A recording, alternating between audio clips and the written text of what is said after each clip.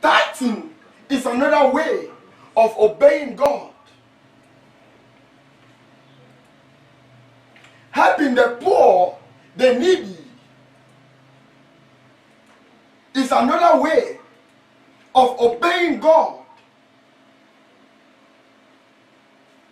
Abraham himself, being the father of faith, did not neglect this part of obedience. In Genesis chapter 14, verse 20, it says, Abraham honored God with the tenth part of his belonging.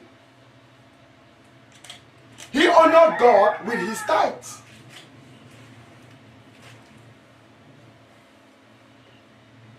He knew that tithing or giving to God is part of obedience to the word of God. Because tithing, just like giving, is a proof of faith.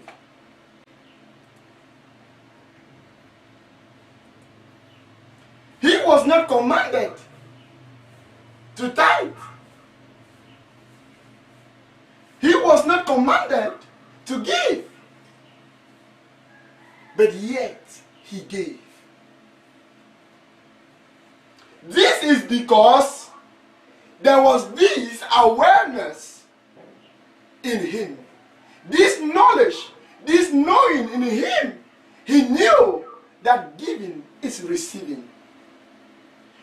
He had this understanding that blessed is the hand that giveth than the one that receiveth.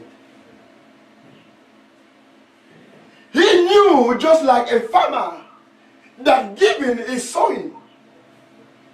A farmer who is conscious of reaping begins with sowing. Unless you sow, you cannot plan to reap. If you plan to reap without sowing, you are a thief. Abraham knew this. A man who lives in obedience to the word of God has this knowledge of who he is. He has this awareness that God is continually with him. He do not struggle. He do not fight over things because he knows that because he or she is a man or a woman of faith, by living in obedience, God is with him